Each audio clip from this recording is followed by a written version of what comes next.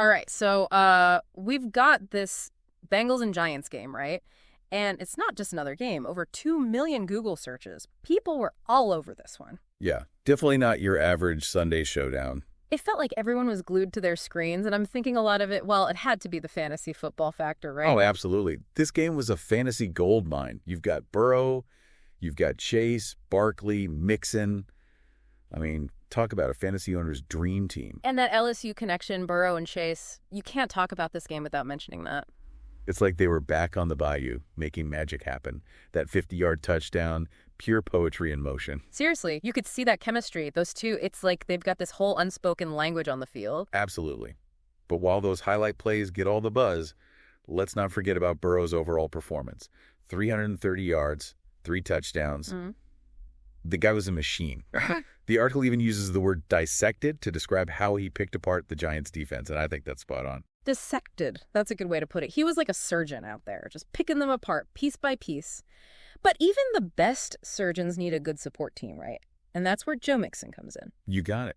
Mixon might not have had the flashiest numbers, but 95 rushing yards. That's huge for keeping the defense honest. Yeah, exactly. You can't just focus on the air attack. You got to keep those linebackers guessing. It's all about balance. 100%. A balanced offense makes life so much easier for the quarterback, especially when you're facing a tough defense like the Giants. Speaking of the Giants, let's talk about Daniel Jones. Bit of a mixed bag for him, right?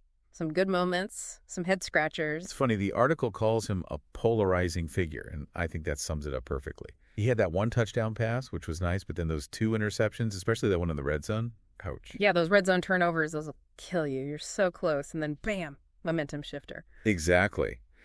And you just knew going into this game with Barkley Barkley in the backfield that the Giants were going to try to establish the run game. Barkley, he's usually good for a highlight reel play or 2 every game. Did the Bengals just completely shut him down? They did a pretty good job containing him. 57 rushing yards, that's not bad. Yeah. But it's definitely not Barkley at his best. Yeah, I bet some fantasy owners were sweating that one out. He's usually such a sure thing. So the Bengals defense, they really stepped up in this one, huh? Sounds like a good day for the Bengals, D. Who were some of those guys, really making plays out there? Well, Jesse Bates III, he was all over the field. 10 tackles, an interception. It was impressive. Wow, 10 tackles from a safety. That's getting it done. He was everywhere. And then you've got Logan Wilson right alongside him. 8 tackles, a sack. Talk about a defensive 1-2 punch. A 1-2 punch, I like that. Those two were everywhere. But hey, even in a loss, the Giants had some bright spots on defense too, right? I mean, you can't shut down a team like the Bengals without some fight. You're right about that. No easy wins in this league. The article pointed to Leonard Williams and Dexter Lawrence. Those guys were tough. Williams had 6 tackles and a sack. And Lawrence, man, he was a disruptive force. Remember that play in the second quarter where he just blew through the line and almost sacked Burrow? Oh, yeah. Burrow had to get rid of that ball quick. Pressure like that can really rattle a quarterback. No doubt. And in a game like this, where the offenses are putting up points like it's going out of style, you know what else becomes crucial? What's that? The kicking game. Ah, yes. You can't forget about the kickers, those unsung heroes sometimes. Exactly. And Evan McPherson, for the Bengals, he was money.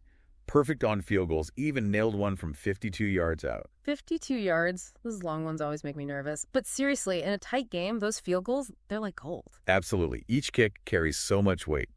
And it shows how important it is to have a reliable kicker, someone you can count on when the pressure's on. For sure, for sure. So we've talked about the big plays, the defensive struggles, the kicking game, but we got to come back to what kicked off this whole deep dive in the first place, those millions of Google searches. Right. It wasn't just the diehard fans tuning in for this one. It was fantasy football taking center stage. I mean, think about it. You've got Burrow, Chase, Barkley, Mixon, all fantasy superstars, all in one game. Every touchdown, every yard game, it was like a fantasy roller coaster. You're telling me. Yeah. This game had it all for fantasy owners. The highs, the lows, the nail-biting finishes. It definitely added another layer of excitement to the whole thing. You're not just watching a game, you're living and dying with every play. It's a whole different ball game, literally. It's wild how fantasy football just sucks you in, right? You're living and dying by every yard, every catch, every fumble. It's like the stakes are even higher. Oh, 100%. And it makes you realize there's so much more to a game than just the final score. Yeah. You've got all these individual stories playing out on the field, all these little battles within the bigger war. It's like watching a movie, almost. But this Bengals and Giants matchup, I mean, it wasn't just about the fantasy points. This one felt different. What do you think? What made this game stand out? Well, I think you hit the nail on the head earlier. It's those narratives, right? You've got the Bengals, this high-powered offense, everyone expecting fireworks. Right, and then the Giants, they came in with something to prove, trying to silence the doubters. Exactly. And within that, you've got Daniel Jones still trying to find his groove, battling those inconsistencies. Brongar Barkley facing down that Bengals defense, trying to break free. It's those individual journeys that add another level of drama. Totally. And we can't forget the coaches. I mean, they're like generals out there, calling the plays, making adjustments on the fly. It's a mental game, too. Absolutely. And that's what makes football so fascinating. It's not just about who's bigger or faster. It's about who can outsmart, who can outmaneuver, who can adapt. So next time we're watching a game, and we're glued to our fantasy scores, maybe we take a minute to appreciate all the layers, right?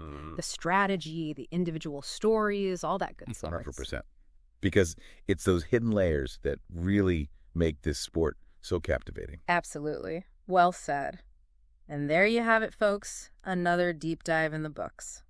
Until next time, keep your eyes on the game. And remember, it's not always about the final score. It's about the stories unfolding on the field, the battles won and lost, and the moments that leave us speechless. Today is your lucky day. Today is the day that our $3 website works for you, paying you directly to your PayPal daily. Imagine $3 ongoing continuous payments to your PayPal account. Imagine falling asleep and waking up to $300 in your PayPal account. How would this make you feel? How could this help you? What bills could you pay? What kind of fun could you have? What does that retirement look like now? All for a one-time payment of $3. This website is DFY done for you, fully built and completely hosted, and never stops collecting payments for you. You have spent $3 on coffee on a regular, but that coffee won't help you create multiple streams of income. Click the link below.